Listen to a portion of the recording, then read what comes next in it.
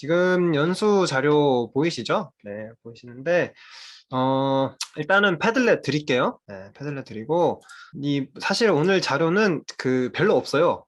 네, 제가 학급 경영 연수를 할 때는 막 퍼드리는데, 이 멘탈 만들기여가지고, 뭐, 이렇게 멘탈을 위해서 뭐, 딱히 제가 드릴 자료는 없는데, 그래도 연수 나중에 보실 수 있고, 그 다음에 제가 오늘 사실 오늘 진행하는 모든 연수에 대한 영상을 다 찍어놨어요. 그래서 나중에 저 선생님 뭔 얘기했지? 하고 다시 한번 돌이켜 보시려면 여기를 한번 이렇게 보시면 제가 주제에 대해서 다 이미 영상을 찍어놨습니다. 네, 그래서 나중이라도 보실 수 있도록 제가 했고요. 지금 녹화 중이죠?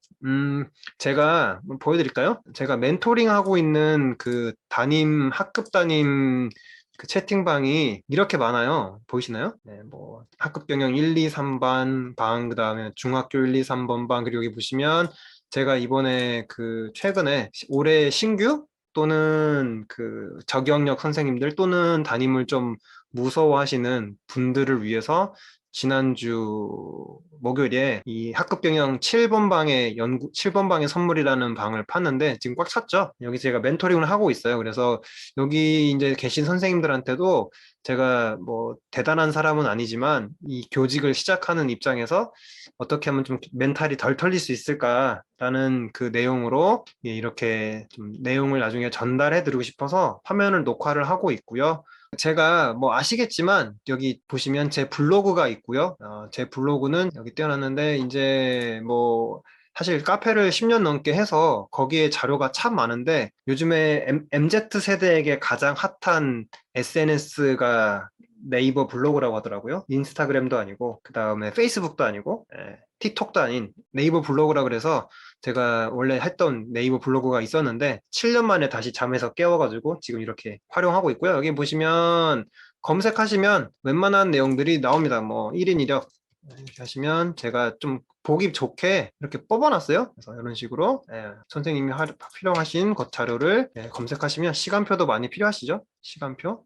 또 고민되는 거 학생들 시간표 프린트 해줄 때 캐릭터 사용하는 거 저작권 괜찮을까요? 원칙적으로는 안 되는데 또 저작권 무료 저작권을 쓸 수 있는 것들이 있어서 또 찾아놓고 이런 식으로 해놨기 때문에 나중에라도 필요하시면 와서 보시면 좋겠다라고 말씀을 드리고요. 카페는 뭐 워낙 제가 많이 썼으니까 이렇게 돼 있고 최근에 좀 정리를 했어요. 그래서 너무 많아가지고 안 쓰는 것들은 안에 다 넣어놓고 좀 자주 쓰는 것들 위주로만 뽑아서 담임은 여기, 담임 어디 갔죠? 담임 여기, 그 다음에 이제 제 수업 자료 여기, 그 다음에 테마 조회 자료 제가 조회를 굉장히 강조하는 편인데 테마 조회 자료 여긴 이렇게 넣어놨기 때문에 확인하시면 좋을 것 같아요. 그래서 여기 있는 자료를 제가 지금 블로그로 많이 옮겨오고 있어요. 그 다음에 또 뭐 유튜브 영상 자료 같은 거는 유튜브로 전달하는 기 때문에 유튜브로 제가 하고 있고, 뭐 페이스북 같은 경우는 제가 학생들과 실제로 어떻게 SNS를 통해서 소통하고 있는지를 제가 보여드리거든요. 그래서 패친 신청해 주시면 제가 누군지 여쭤봐요. 모르는 분인 경우에. 왜냐면 저랑 아이들과 수업하는 내용들이 나오고 아이들이 얼굴이 좀 나와요. 물론 이제 다 마스크 쓰고 있고 뒤통수를 찍긴 하지만 그러다 보니까 개인정보 보호를 위해서 제가 선생님께 여쭤보고 누군지 확인이 되면 하고 있습니다. 그래서 어제도 이런 식으로 제가 구글에 좀 다녀왔어요. 어제 구글 코리아에서 불러주셔가지고 다녀오고 올해 이제 코로나가 이제는 너무 일상 여기저기에 퍼져 있기 때문에 아이들이 갑자기 못 오고 선생님들도 갑자기 못 오는 그런 상황이 이제는 비일비재하겠죠. 예전에는 전부 다 못 오고 전부 다 학교 오고 이랬는데 이제는 뭐 듬성듬성 빠지는 일이 있어서 아이들 빈자리 또 아이들이 있는 상태에서 또 빠진 아이들을 위해서 동시에 온오프라인을 진행해야 하는 것에 대해서 지금 어떤 식으로 구글에서 지금 생각하고 있는가 그런 얘기도 들어보고 사실 저희 학교가 공부를 굉장히 못하는 학교예요. 전 학교는 을지 중인데 여기는 잘하고 여기는 못하는 학교인데 이 아이들에게 저는 좀 도전을 해주고 싶었어요. 너네도 열심히 하면 나중에 이런 데 와서 일할 수 있어. 구글로 대자가 제 목표가 아니고 제자들한테 하는 말이에요. 그래서 이런 식으로 이렇게 사진 찍어주셔가지고 보고 그냥 회의실 밖에 창밖을 보는데 와 너무 멋있어요. 이런 풍경을 보면서 이분들은 일을 하신대요. 맨날 너무 멋있죠? 그래서 이런 데 와서 일하면 좋지 않겠니라고 제가 이렇게 아이들에게 얘기를 하고 있습니다. 너무 길어지면 시간이 짧게 부족하기 때문에 네, 그래서 말씀드렸고요. 여기 밑에 이제 제가 10원방의 선물이라고 여기 보시면 이런 식으로 지금 선생님들에게 매일매일 이 단톡방에서 올라오는 자료를 제가 이런 식으로 정리를 하고 있어요. 제가 뭐 각 단톡방에도 올려드리긴 했는데 그래서 이런 식으로 보시고 필요한 자료 있으면 가져가셔도 됩니다. 네, 이거는 놓친 분들을 위해서 정리를 하고 있고 계속 앞으로도 할 겁니다. 자, 그리고 오늘 이제 연수 바로바로 시작할게요. 아마 10분 더 해야 될 것 같아요. 오늘 제 연수의 키워드를 보여드릴까요? 네, 여기 보시면 되게 거창한 표현을 많이 쓰고 있어요. 뭐 평온함, 침착함, 길게 보기, 적자 생존 이게 다 제 연수 컨텐츠예요. 그래서 자기 성찰, 관찰의 달인, 멀리 내다보기, 끊임없이 설득하기 이렇게 되어 있습니다. 그리고 마지막으로 선생님 잘못이 아니에요. 다 제 잘못인 줄 알았어요. 안 되면 그런 것들. 그래서 이런 주제로 말씀을 드리겠습니다. 짧게 할게요. 요즘 것들은 버릇없다. 뭐 당연한 거죠. 당연합니다. 특히 신규 선생님들 여기 지금 막 본인 신규라고 좀 써놓고 계신 분 계신데 상처받을 일이 매일매일이에요. 매일매일 상처받습니다. 앞으로 상처를 안 주면 애들이 고마운 거예요. 오늘 애들이 되게 예쁜 짓 했어. 그러면 고마워해야 되는 거예요. 그게 비정상적인 거고 애들이 그 말투나 행동으로 선생님에게 상처 주는 게 그게 정상이다라고 생각을 하시면 좋을 것 같아요. 성숙하지 않은 아이들을 대하고 있고 아이들도 자기가 왜 그러는지 모르는 그런 행동을 합니다. 여기 지금 보니까 여러 또 연령층이 되게 다양한 것 같은데 오랜 시간이 지나서 지자들이 찾아오면은 전 물어보거든요. 네 그때 옛날에 좀 사고 쳤는데 너 왜 그랬냐? 뭐라고 하는지 아십니까?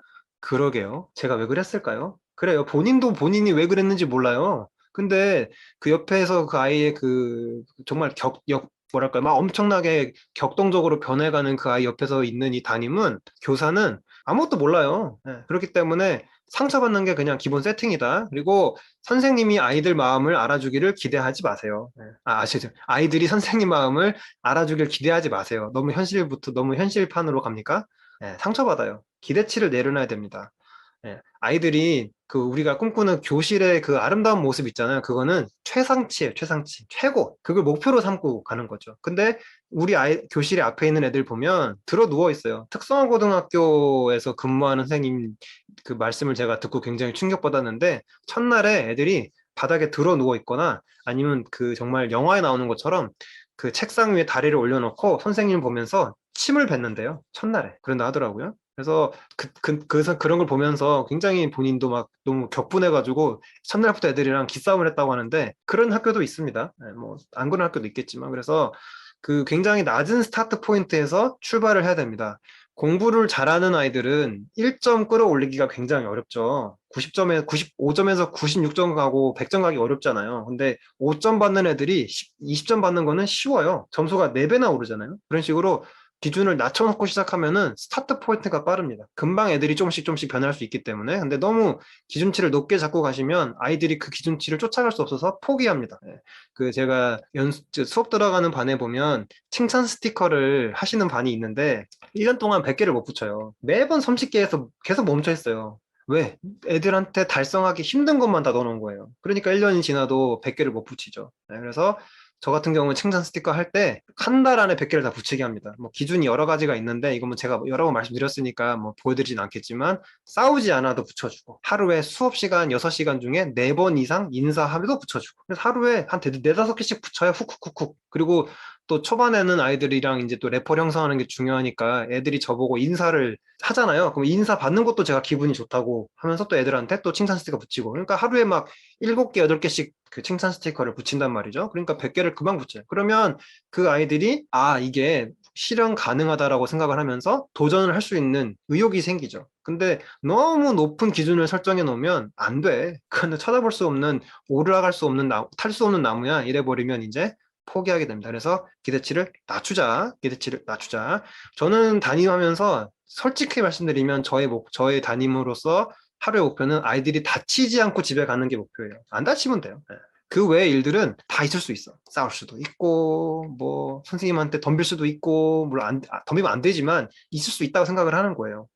왜? 그렇게 해야지 그 일이 생겼을 때 화가 안 나. 내가 지금 애들한테 기대치가 너무 높아가지고 그 애들이 천사같이 반응하기를 원하는데 애들이 자꾸 엇나가거든요. 특히 4월 중순 되면서 벚꽃 피면 그때부터 이제 날이 풀리니까 애들이 그때부터 사고 쳐요. 신규 선생님들은 4월 중순 조심하셔야 돼요. 그때부터 애들이 이제 본색이 드러나요. 그러니까 왜 이러지가 아니라 원래 그런 애들이, 원래 그랬던 애들이 3월 달에 약간 이제 분위기 봐야 되니까 얌전한 척 했던 거예요. 그때부터 본다. 그래서 애들이 막 달라지는데, 그렇죠? 그래서 그 굉장히 낮은 기대치를 설정을 하고 거기서부터 올라간다. 라고 생각을 하시길 바래요. 그래서 안 다치면 돼요. 근데 막 애들이 사고 치면 화나잖아요. 내 마음 놀라주는 것 같고, 몰라주는 게 아니고, 걔네는 본인들도 무슨 생각하는지 모르기 때문에 그냥 몰라요, 아무것도. 아무것도 몰라요. 예. 그래서 그 부분이 되게 중요하고, 이어서 선생님들이 이제 되게 그 다양한 연령대 계셔가지고 제가 이 주제에 대해서 지금 얘기하면서 좀 부끄러운데, 전 이거를 깨닫는데도 한 5년 걸렸어요. 나는 어떤 사람인가? 교사로서 나의 목표는 무엇인가? 나의 가치는 무엇인가? 성격은 어떤가? 좋아하고 싫어하는 것은 무엇인가? 이거 꼭 생각해 보셔야 돼요. 네, 네. 그 어거지로 자기의 모습이 아닌데 어거지로 해도 됩니다. 되긴 돼요. 근데 힘들어요. 그래서 현실적으로 나는 어떤 사람인가? 어떤 사람이세요? 어떤 성격을 갖고 계신가요? 쾌활하시고 쾌활 명랑하신가요? 아니면 조금 좀 조용한 편이고 차분한 편이신가요? 그거 되게 중요합니다. 물론 이제 연예인들도 자기의 그 캐릭터를 위해서 전혀 다른 모습을 보이잖아요. 그 제가 듣기로는 그 연예인 신동엽 씨가 평소에는 거의 말을 안 한다고 들었던 것 같은데 굉장히 조용하다 하더라고요. 네. 근데 우리는 아이들과 지속적으로 만나야 되기 때문에 그런 캐릭터 설정해가지고 페르소나를 입는 게 한계가 있어요. 왜냐면 애들이 자꾸 찔러봐요, 선생님을. 이렇게 늘 말했을 때 선생님이 어떻게 반응하지?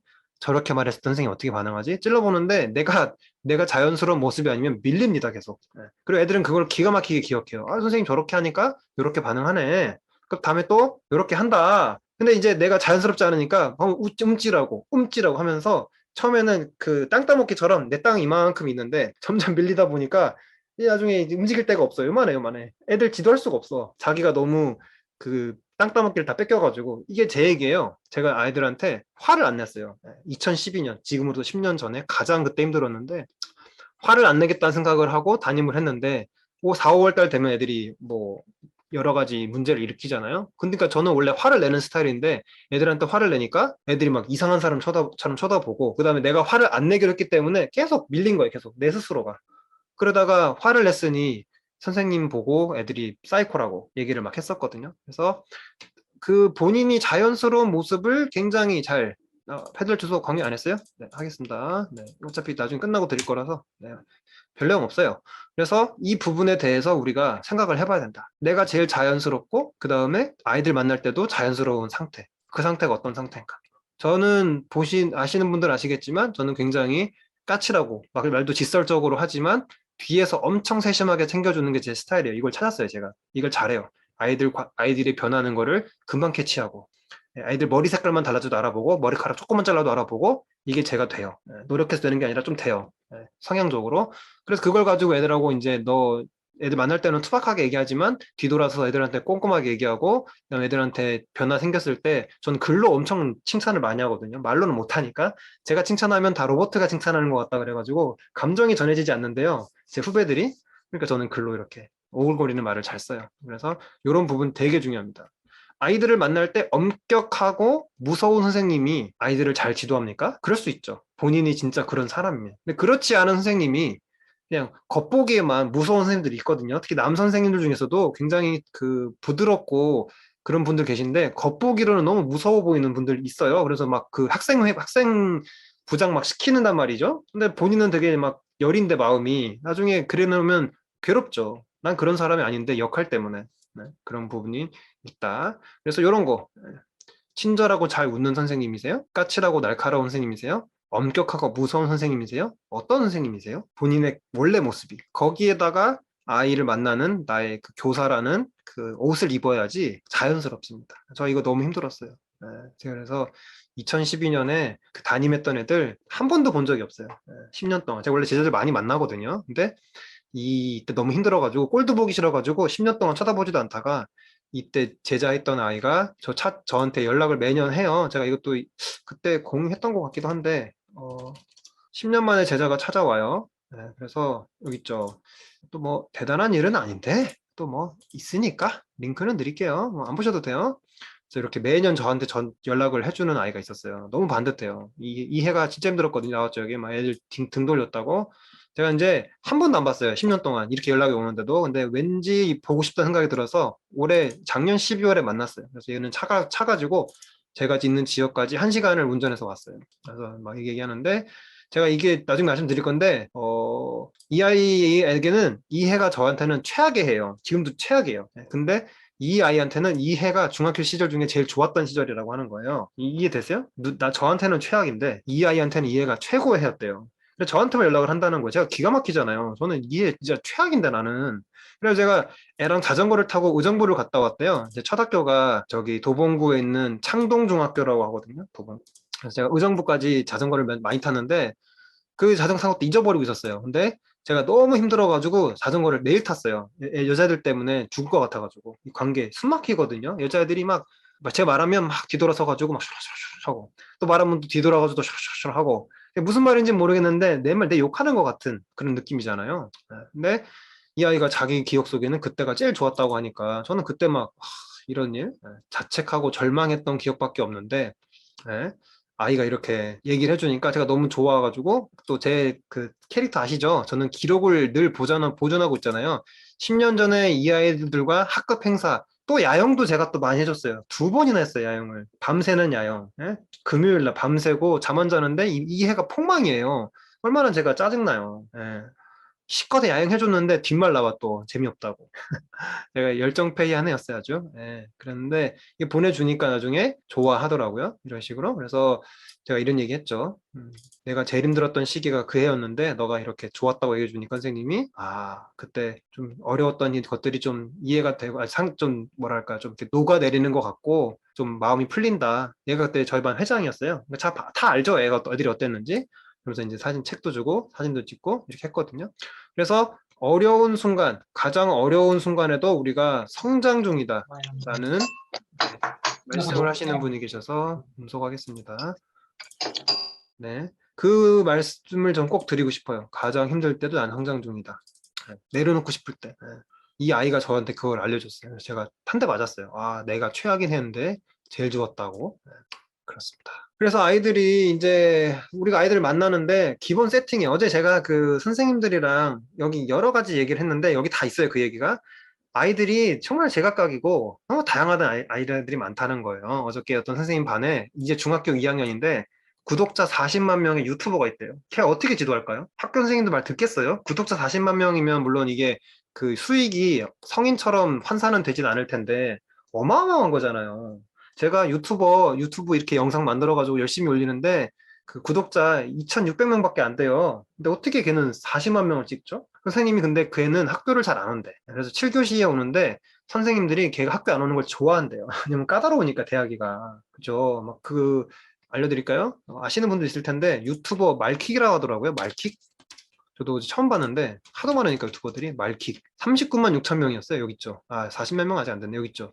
뭐 이런 거 하는 친구. 형이랑 같이 유튜브를 한대요. 중학교 2학년인데 이런 애들이 학교에 있어요? 어떡할 거예요? 네.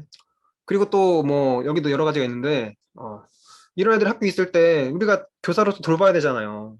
애들이 다 너무 제각각이고 특히 우리는 약간 반듯한 아이들을 좋아해요. 성향적으로. 물론 선생님들 중에 우여곡절이 많은 좀 돌아오는 삶을 살았던 분들도 계시니까 그런 분들은 또 이해를 잘 하세요. 왜냐면 본인이 그런 스타일이었으니까. 근데 그렇지 않고 그냥 교사 되는 사람이 보통 반듯한 사람이 교사 되거든요. 한 학교에 선생님들처럼 그 반듯반듯한 애들이 한두 명 있죠. 전교생 중에 한두 명.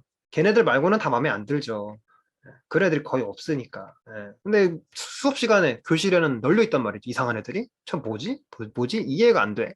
그럼 계속 그 아이와 걔가 이해가 안 되기 때문에 뭐 걔랑 부딪히기도 하고 걔랑 소통이 안 되니까 안 만나고 싶고 학교 안 온다 그러면 괜히 좋고 뭐 그런 거죠. 근데 그런 아이들을 볼 때 어쨌든 선생님 그 아이들도 조금씩은 선생님들에게 노력이라는 걸 한단 말이죠. 근데 노력이라는 게 이 정도의 노력을 해요. 제가 사진을 많이 찍어놔가지고 이건 좀 보여드릴게요. 때는 바야흐로 2019년 8월 22일 몇 년 됐어요. 얘 지금 고등학교 2학년 되는데 수업 시간에 아무것도 단 한 번도 수업 시간에 뭔가 한 적이 없는 애예요. 무기력함. 늘 자요. 얼굴 본 적도 없고 수업 시간에 목소리를 들은 적도 없어요. 말을 안 하니까. 근데 얘가 어느 날 8월 19일인가? 22일인가? 어딘가요? 여기 있네요. 22일 날 오전 8시 57분. 시간도 다 뜨죠. 이날 대단한 변화가 일어납니다. 제가 연수할 때 많이 보여드리는 자료이긴 한데, 이날 이 아이가 필기를 해요. 처음으로. 보이세요? 필기한 거? 보이세요? 안 보이세요? 자, 좀 더 키워드렸어요. 보여요? 안 보여요? 필기한 게? 보입니다. 보이죠? 어디 있습니까? 여기. 해석을 쓴 게 아니고, 이 초성 퀴즈에 쓴 거죠. 그 아이들이 제일 접근성이 높은 활동 중에 하나가 초성 퀴즈예요. 초성 퀴즈는 합니다. 왜? 단어 뜻을 몰라도, 뭐, 비음, 미음, 기억이니까 사람 이름이나 쓸 수 있거든요. 예. 그러니까 애들이 이거는 해요. 그리고 이게 또 아이들의 그 스타일과 맞는 게 간단한 거 좋아하거든요. 초성 퀴즈는 간단하잖아요. 예. 그래서 그 수업하실 때 애들이 못해. 그 또 수업에 좀 끌어들이고 싶어. 그러시면은 초성 퀴즈 강추합니다. 이거 진짜 해요, 이거는. 이건 다 합니다. 웬만하면 다 해요. 왜냐면 다 할 수 있기 때문에. 근데 이걸 썼는데 이게 잘 안 들어와요. 제가 왔다 갔다 하면 이 정도잖아요. 그렇겠죠. 내가 이걸 보고 얘가 뭔가 끄적끄적거리니까 뭐하지 오늘? 그냥 한 번도 쓴 적이 없으니까 가가지고 봤는데 이걸 쓰고 있는 거야. 제가 그래서 깜짝 놀랐어요. 예. 아, 애가 썼다. 이거는 대단한 사건이에요. 우리가 아이들이 그 변화할 때 그 변화 현장에 있으면서 애들이 달라지는 모습을 바로 캐치해줘야 돼요. 왜냐면 두 번째로 언제 또 시도할지 모르거든요. 제가 딱 보고 약간 소름이 돋아가지고, 이거 이상한데? 얘가 뭐 쓰네? 이러면서 이제 그 교탁에 와가지고 확인을 하기 시작한 거예요. 이 아이인데, 예, 이 아이인데 나중에 얼굴 가리면 되니까. 예. 얘가 왜 쓰지? 그리고 또 이 아이는 다른 아이들과 좀 특징이 있죠. 저한테 연수 들으신 분들이 계셔가지고 조금 답을 다 아실 텐데, 다른 아이들과 무슨 차이가 있어요? 무슨 차이 있어요? 결정적인 차이가 있습니다. 작아요. 예, 맞아. 작기도 해요. 네, 그러네요. 종이 들고 봐요. 네, 맞습니다. 이건 선생님들 수업하실 때 늘 있는 일이잖아요. 예, 책이 없어요. 책이 없어요. 얘 있죠? 얘 있죠? 얘 있죠? 얘 없죠. 얘는 그 어떤 애인지 이제 그림이 그려지셔야 돼요. 얘는 수업 시간 참여하지 않는 아이다. 예, 예. 제가 근데 보고 자꾸 그 교탁에서 도착을 한 거예요. 얘가 왜 쓰지? 미쳤나? 왜 이러지 오늘? 계속 왔다 갔다 하면서 57분부터 9시까지. 그리고 제가 얘한테 엄청 칭찬을 했단 말이죠. 너 대단하다. 어떻게 이렇게 하냐. 그랬더니만 그 다음 날에, 바로 다음 날이에요. 변화가 생깁니다. 변화 보이세요? 일부러 제가 지금 미묘하기 때문에 아주 그 실제로 어느 정도인지를 보여드리기 위해서 이렇게 하는 거예요. 잘 안 보여요, 눈에 변하는 게. 어떤 변화가 보이세요? 동영상으로도 지금 잘 보이는데 가려져 있어요. 지금 대부분이 가려져 있어요. 무슨 변화가 보이세요? 이거 맞추셔야 돼요. 스무 그림 찾기 느낌으로. 잘 보세요, 잘. 이건 확대 안 돼요. 네, 연필을 잡았어요. 아, 책 있어요. 네네. 김영린 선생님, 대박. 책 있죠. 바로 다음 날이에요. 책을 가지고 와요. 책 없던 애가. 이게 대단한 거예요. 아이들이 갑자기 행동 변화가 일어날 때 우리가 알아줘야 돼요. 그러면 애가 갑자기 책을 가지고 와? 필기도 해? 이 아이가 여기 쓰거든요. 이 아이가 이만큼이 저랑 수업할 때 가장 많이 쓴 거예요. 원래 두 군데가 더 있는데 그건 쓰다가 지쳤어. 그래서 안 했어요. 엄청 칭찬했어요. 그 뒤로는 매일같이 참여합니다. 이렇게 관찰을 잘해야 돼요. 그러니까 애들이 그 저를 만난 아이들이 늘 하는 얘기가 선생님은 맨날 넌 뭐 좋아하니를 그렇게 물어봤다는 거예요. 또 뭐 좋아하니? 뭐 좋아하니? 그러니까 그 교사의 눈이 아이들에게 계속 가 있으니까 애가 뭔가 하려 그러면 알아보고 애가 또 뭐가 관심 있는지를 알아보려고 하니까 그 아이들은 그게 좋다는 거죠. 물론 근데 중학생들은 그게 좋아도 인정하지 않아요. 그걸 인정하는 데까지 시간이 상당히 걸려요. 왜냐면 호르몬 영향으로 자기가 인정하면 자기가 좀 약해 보인다고 생각하기 때문에 그 인정하는 데 오래 걸려요. 그렇지만 그 상관없이 꾸준히 계속 아이들한테 관심 주면 변합니다. 네. 그 아이 봤잖아요. 쟤는 근데 하루밖에 안 걸렸어요. 이거 구글 포토. 예, 구글 포토입니다. 예, 구글 포토라고 제가 즐겨 쓰는 프로그램이에요. 네네. 그래서 달라진 것 관찰을 잘해야 되는데 여기 이제 전제 조건이 필요해요. 어떻게 잘하냐? 수업 시간에 애들이 뭐 하는지를 보려면 교사가 여유가 있어야 되죠. 여유가 있으려면 바쁘면 안 되죠. 수업 시간에 안 바쁘려면 어떻게 됩니까? 수업 준비가 잘 돼 있어야 되죠. 그런데 학기 시작하면 우리 지금 이제 다다음 주 수요일 날 개학이잖아요. 첫날 이제 얼마나 바쁠지 감이 예상이 되십니까? 네? 그러고 이제 바로 다음 날 또 수업 시작하는데 그 정신없는 일과 중에 아이 수업 준비도 해야 되고 담임도 해야 되고 업무도 해야 되고 또 뭐 방과후도 해야 되고 동아리도 해야 되는 이 와중에 아이들이 달라지는 게 보이냐는 거죠. 보일까요? 여기 되게 중요한 포인트가 있어요. 그래서 저도 이제 제 멘토한테 배워가지고 뭐 이렇게 하긴 하는데 우리가 이제 업무 분장 끝나셨죠? 예, 보통 다 끝났죠? 예, 뭐 다음 주에 한 학교도 있긴 한데 업무 분장 끝났으면 지금 제일 열심히 해야 되는 게 수업 준비예요. 수업 준비. 한 달치라도 해놔야 돼. 빨리 한 달치라도. 그래야지 수업 시간에 내가 덜 바빠요. 예. 그리고 교사는 어쨌든 수업을 해야 되잖아요. 근데 맨날 맨날 집에 가서 딱 그 특히 신규 선생님들 뭐 모든 게 새로운데 밤새면서 수업 준비해요 맨날. 예, 그러면 병나요. 3월달 안에 병나요. 예. 그래서 시간을 지금 벌어야 돼요. 지금 물론 이제 한 열흘 남았으니까 여유가 있다 생각을 하시고 할 수 있는데 지금 수업 준비해야 되는 시간입니다. 시테크 시간은 누구는 늘 없어요. 제가 아는 분 중에 진짜 극도의 시테크 하는 분이 계신데 지금 이 시기에 1년치 시험 문제를 다 내놔요. 이게 이해되세요? 그렇게 하세요. 그분 그렇게 하시더라고요. 저도 그래서 배워가지고 한 학기 거는 미리미리 내놔요. 저도 이제 업무 분장 되면 저도 시험 문제 낼 거예요. 어차피 할 일이잖아요. 근데 그게 제일 바쁠 때들 터지거든요. 근데 시험 기간에 시험 문제 안 내면 진짜 한가해요. 예. 그때 한다는 거죠, 선생님. 그리고 자기 그렇게 한대요. 그리고 애들이 사고 많이 치잖아요. 어저께 저희 학교 옆에 있는 공원에서 이거 신문 보셨어요? 저희 약간 비상 걸렸는데 학교에서 이거 어제 서서울 호수공원에서 빙판 걷던 중학생이 물에 빠져 죽었어요. 저희 학교 바로 옆이거든요. 저희 학교에서 걸어갈 수 있어요. 그래서 저희 지금 학교에서 우리 학교에 아니냐고 막 이런 얘기 지금 나오는데 뭐 아니 아직 얘기가 없는 거 보니까 아닌 것 같긴 한데 애들이 사고 친단 말이죠. 사고 칠 때 꾸중하는 거는 큰 의미는 없어요. 그 애들이 에너지가 있잖아요. 그 에너지를 꺾는 거는 힘들어요. 애들이 더 힘이 좋기 때문에. 하지 말라 그러면 더 하고. 그죠? 뭐 교실에서 장난치지 말라고 빗자루 갖고 싸움하지 말라 그러면 종이 비행기 집어던지고 종이 비행기 던지지 말라 그러면 실내화로 탁구 치고 탁구 하지 말라 그러면 공 차고 뭐 하면서 계속 그러거든요. 그러니까 그 에너지를 꺾지 말고 그 에너지를 아예 쓰지 못하게 하던가 이런 식으로 무섭잖아 이거. 아니면 그 에너지를 긍정적인 방향으로 돌려주던가 이거를 해야 돼요. 담임할 때도 마찬가지고 학부모 상대할 때도 마찬가지고 학부모 민원이 드센 지역이 있어요. 그러는 지역에서 부모들 보고 민원 갖지 말라고 한다고 부모들이 민원 뭐 안 넣습니까? 부모들이 갖고 있는 에너지를 나한테 도움이 되도록 돌려야 돼요. 채널링이라고 하거든요. 애들한테 이거 보여줘요. 야, 우리 하필 또 제학교 옆이라 가지고 야, 이거 어떡하냐.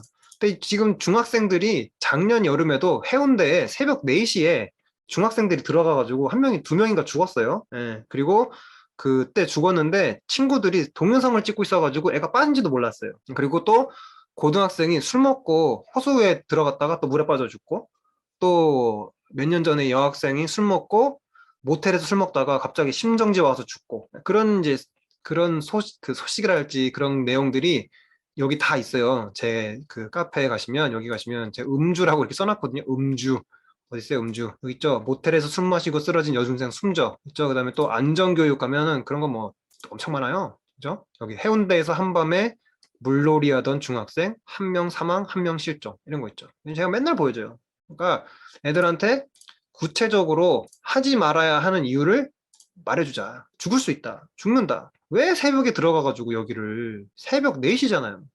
여기 왜 들어갑니까 여기를 도대체? 뭐 여러 가지 지금 뭐 추측이 가능하죠. 장난친 건가? 아니면 애들을 학교 폭력이라서 애들을 끌고 가가지고 올라가게 했는가? 모르죠. 그거는 사안이 밝혀져야 알 수 있는데 얼마나 안타깝습니까? 15살 중학교 2학년이잖아요. 네, 마음이 아프네요. 그래서 이런 식으로 끊임없이 설득합니다. 안 돼. 안 돼. 하면 안 돼. 큰일 나. 이런 자료가 아까 여기 보여드린데 한 200개 정도 있어요. 2, 300개? 한 400개? 그래서 여기 주제, 뭐 제가 연수할 때 늘 말씀드리긴 하지만 여기 가셔가지고 주제별로 제가 카테고리에 다시 채워놨어요. 제가 뭐 계속 말씀드리는데 쓰시라고 거짓말 했을 때 어떤 일이 생길 수 있는지 유명인들 돼서 나중에 이런 일이 생겼을 때 얼마나 골치 썩는지 무면허 운전하면 어떻게 되는지 또 사이버 폭력하는 거 뭐 절도 도난 요즘에 그 10대들이 많이 훔치죠. 이거 있죠. 차량 털이 중학생 용의자들 쫓던 경찰관 의식불명 경찰관이 끌려가가지고 땅바닥에 넘어지는 바람에 내진탕 돼가지고 이렇게 된 거예요. 이런 것도 있어요. 여자친구한테 소년원 경력 숨겼더니 파혼하자고 합니다. 나중에 애들한테 알려주는 거죠. 너 나중에 그 경력 있으면 좋은 사람 만나도 헤어질 수도 있어. 헤어질 수 바꾸는 건 아니죠. 다 알려줘요. 미리미리. 나중에 몰랐다 하지 마라. 선생님 다 안내했다. 담임 역할은 끊임없이 알려주고 이렇게 하면 안 돼. 선택은 너의 몫이야. 라고 얘기해 주는 것 같아요. 멀리 내다보자라고 제가 얘기했는데 뭐 아까 말씀드린 것처럼 전 제자들이 찾아오고 또 제자들을 적극적으로 그 수업이나 저희 학급 경영에 써요. 저는 그 예전에 가르쳤던 아이들이 지금 코로나 때문에 좀 안 되지만 저희 학교에 와서 후배들한테 특강해주는 게 약간 저의 문화예요. 예, 아침 조회 시간이나 방과 후에 잠깐 와가지고 자기 뭐 하는지 알려주고 이렇게 소개해주는 그런 게 있거든요. 그러면 후배들은 두 가지 효과가 있는데 첫 번째로 후배들은 다양한 직업을 하고 있는 선배들을 만나서 좋고 또 그 선배 얘기를 들으면 사실 뭐 저도 다 해주는 얘기긴 하지만 그 뭔가 메시지가 막 박힌단 말이에요. 뭐 열심히 정직하게 뭐 성실히 아니면 뭐 하다못해 학교에서 선생님들 말씀 잘 들으라 뭐 이런 말이라도 해주면 그게 약간 감화적인 효과가 있고 두 번째로 좋은 것은 아이들이 선생님을 찾아온 선배를 보면서 선생님에 대해서 다시 생각하게 돼요. 이게 엄청난 효과가 있습니다. 선배가 찾아오는 선생님? 이거 되게 큰 효과가 있어요. 뭔가 후광 효과. 제 뒤에 지금 이 샤인이라고 돼 있는데 뭐 이런 것처럼 후광 효과가 생겨요. 엄청난 후광 효과. 그래서 제일 좋은 제일 좋은 그 설득은 선배가 후배한테 하는 설득이에요. 이게 제일 좋아요. 네, 네. 그래서 제가 또 관련해서 말씀드리는 게 1년에 애들 중에 예쁜 애들 또는 선생님을 통해서 만나는 아이들, 선생님을 통해서 변화되는 아이들이 있죠. 그런 아이들 2명만이라도 계속해서 2년을 이어가면 1년이면 2명, 10년이면 20명 된다는 거죠.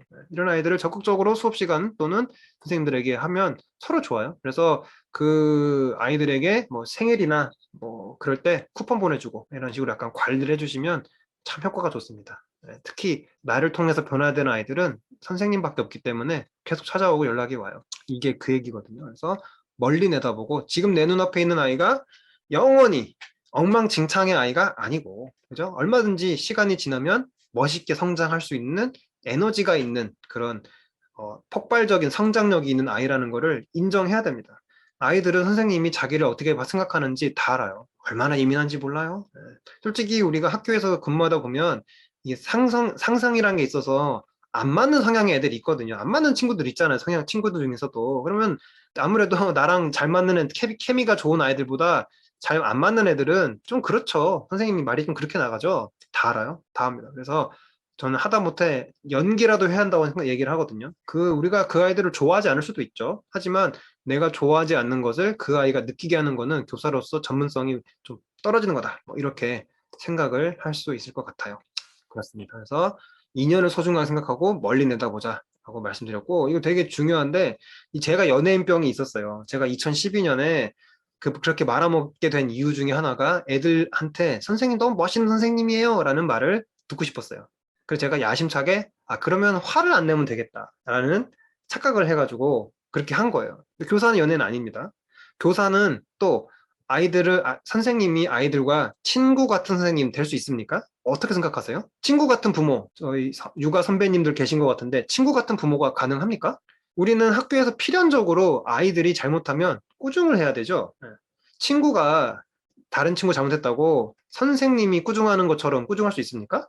그러다 손절당하는 거 아니에요? 우리 역할이 친구 같은 선생님이 될 수 없도록 설정이 전 돼 있다고 생각을 했어요. 이 아이 이때 망하면서 그런 거 안 되는구나. 그냥 내가 할 수 있는 일을 하고 해야 할 일을 해야 할 일을 해야 한다는 것을 인정해야겠구나라고 생각을 했거든요. 그러니까 애들한테 꾸중하면 애들이 날 미워하겠지? 이런 생각을 해요. 아니면 애들이 자꾸 와가지고 선생님 이것 좀 해주세요. 막 안 돼요. 어떻게 해주세요. 막 이러는데 내가 안 된다고 얘기하면은 그 아이들이 나를 싫어하겠지라고 생각할 수 있잖아요. 그게 아니에요. 어쩔 수 없어. 그건 안 되는 건 안 되는 거야. 여기 또 나오는데 안 되는 건 안 돼. 라고 인정을 해야지 오히려 선생님에 대해서 애들이 이렇게 밀었단 말이죠. 밀었어요. 그러면 선생님이 퉁 치잖아요. 그럼 선생님은 퉁 치는구나. 이게 딱 이제 파라미터가 설정이 돼요. 여기까지 내가 할 수 있구나. 네. 저희 그 제자들 중에 저보고 그 하는 말이 웃다가 애들이 이상한 소리 하면은 바로 정색한다 그러거든요. 제가 그래요. 저는 파라미터가 딱 설정이 돼서 그걸 밟는 순간 저는 변해요. 애들이 늘 일관적으로 그러기 때문에 이제 알죠. 근데 예전에는 그런 사람이 마치 속도 없는 것처럼 계속 웃고 있었으니까 내가 속을 얼마나 썩었겠어요. 그 해 생각하면은 아무리 시간이 지나도 너무 갑갑해요. 제가 너무 스스로를 압축시켜놨어요. 아무것도 못하게. 교직은 소꿉장난이라고 얘기해 볼까요? 이거 어제 다 저희 그 그련이 선생님들이랑 얘기하면서 나왔던 얘기예요. 반에 목소리 큰 애가 있어서 미쳐버리겠대요. 조용 좀 해라 라고 하는데 애가 계속 소리를 지른대요. 목소리도 크고. 예. 이게 어떻게 합니까, 이 아이? 뭐 조용히 하라 그러면 조용히 안 하고 1대1로 얘기하면은 알겠습니다. 그리고 또 시끄럽게 얘기하고 이런다는 거예요. 이런 애. 반에 IT 기기의 스펙을 줄줄 외우는 남학생이 있는데 수업 시간에 항상 누워 있대요. 어떻게 합니까? 이거? 반에 사업하는 학생이 있는데 연소득이 18억 원이에요. 이거 어떻게 할 거야, 이거? 선생님 말 듣습니까, 이러네? 다 싫어해요. 아까 말씀드린 유튜버. 그 다음에 반에 순하고 맹한 애가 있는데 알고 보니까 나중에 얘가 전 잘 모르는데 굉장히 유명한 프로게이머라고 하더라고요. 피넛? 롤 하시는 분 계세요? 이지용 선생님 알아요? 피넛? 예, 안다고 하시네요. 예. 저희 학교, 저 후배 선생님이 가르친 학생이라고 하더라고요. 반에 노래 좋아하고 네.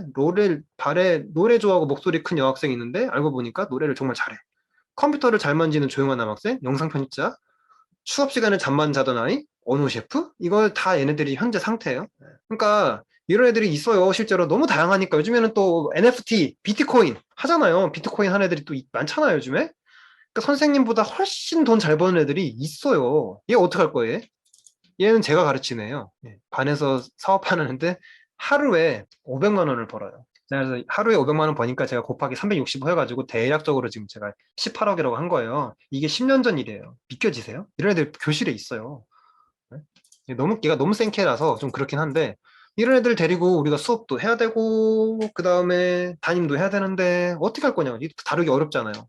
제가 그래서 이 고민을 말씀하신 선생님한테 아이고 제가 잘못 클릭했나 봐요. 그랬어요. 전 실제로 저희 반 여학생 중에 목소리가 굉장히 큰 여학생이 있었거든요. 걔를 조종예를 시켰어요. 선생님 목 아프니까 목소리는 넌 늘 목소리가 크지? 선생님이 오늘 알려줄 거 종이에 적어줄 테니까 너가 좀 조종예 좀 해라. 선생님 힘들다. 너는 선생님이 가지고 싶은 아주 잘 들리는 목소리를 가지고 있어. 선생님 너무 부러워. 그러니까 네가 좀 수고 좀 해줘. 이러면서 조종예를 시켰어요. 처음에는 아 뭐예요? 막 이러면서 안 하려고 하는데 제가 너무 간곡하게 부탁하니까 해줬어요. 저 얼마나 편해요. 조종예 때 애들 조용히 시키는 게 제일 힘들잖아요. 그죠? 근데 얘가 딱 서가지고 소리 한번 쫙 지르면 전 옆에 팔짱 끼고 서 있고 소리 한번 쫙 질러주면 다 조용해져. 세상에 그런 목소리가 어디 있어요. 그래서 제가 그 선생님한테 이 목소리 큰 애는 선생님 대신에 그 뭐 대변인이라고 해야 될까요? 선생님이 수업할 거를 알려주고 그걸 한번 애한테 목소리 써가지고 가르쳐 보라고 했어요. 될지 안 될지 몰라요. 어제 얘기 들어가지고. 근데 그 목소리라는 게 하지 말라고 안 하는 게 아니니까 그걸 차라리 써서 내 수업에 내 학급 병행에 득이 되는 게 뭔지를 생각을 해보자는 거죠. 예. 또 저는 그때 조종례 시켰을 때 진짜 좋았어요. 내가 하다가 선생님 의도를 파악했지. 내가 떠들어갖고 지금 선생님 이걸 시키는구나. 선생님 이제 안 할 테니까 좀 빼주세요. 그래가지고 그럴래? 선생님 난 좋은데 결국에는 뺐어요. 애들이 눈치를 채니까. 예. 이 IT 기기 스펙 줄줄 외우는 애한테는 제가 그랬어요. 이게 블로그 하나 시키라고. 블로그를 해가지고 다 분석시키라고. 그리고 자기 컨설팅 해줄 수 있다고 거기다 쓰라고. 요즘에 IT 기기가 너무 많이 나오고 계속 바뀌는데 저도 못 쫓아가거든요.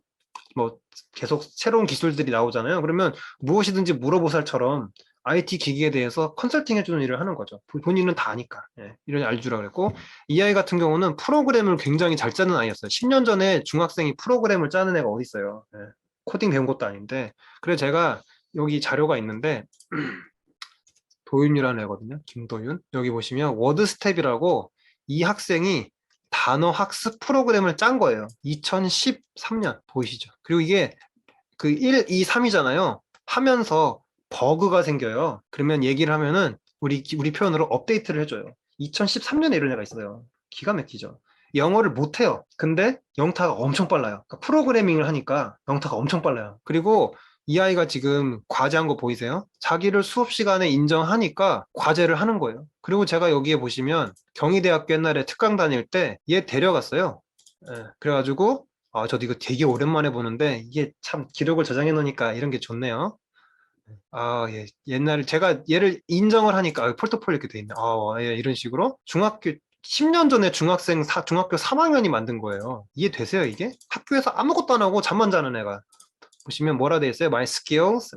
무슨 포트폴리오처럼 만들어놨죠? 얘가 지금은 안 되는데 네이버 검색 순위 있잖아요. 그거 조작할 수 있는 애였어요. 프로그래밍 해가지고. 나오죠. 지금처럼 My Skills, Server Management, Network Administration, C Programming 이런 거. 전 지금도 무슨 소리인지 모르겠는데 얘가 그 당시 10년 전에 여기 있죠. 인터넷 기업체 운영. 이게 블로그 그 키워드 뭐죠? 검색 순위 해주는 거예요. 예, 돈 받고. 모의 해킹. 중학교 3학년이. 얘가 그때 그 당시 돈으로 5천만 원짜리 서버가 두 대가 있었거든요. DMC에 있어서 그 기업체들이 그 뭐죠? 이벤트 같은 거 하면은 갑자기 접속수가 늘어나잖아요. 그러면 이렇게 임대를 한대 단기적으로. 예. 그런 서버를 임대를 해주는 일을 했어요. 중학교 3학년이. 초등학교 때도 사업을 했거든요. 그래가지고 맨날 바빠. 밤에 가서 늘 보수 작업을 한대요. 그냥 자는데 맨날 자는데 자는 게 이유가 있어. 이런 거를 제가 얘한테 얘를 맨날 잠자는 놈이라고 생각을 하면 아 지금 봐도 소름 돋네요. 와 와 와 와 와 와 와 잘 썼다 진짜 와 대단하다. 2014년 11월 28일로 돼 있네요. 그럼 못 알아보죠 이 아이를. 근데 이 아이에 대해서 관심 갖고 너 뭐 좋아하냐고 끊임없이 제가 집요하게 물고 늘어지니까 나중에는 자기 자신을 저한테 밝힌 거예요. 사실 이런 일 해요. 선생님 저 바보라서 자는 거 아니고 잠잘 시간이 없어서 자는 거예요. 이런 식으로 깜짝 놀랐어요. 애들. 그래서 계속 아이들한테 뭐 좋아하냐면서 제가 말씀드리면 되게 웃기잖아요. 목소리가 큰 애가 있다고 걔한테 조종례를 시켜? 그냥 웃기잖아요.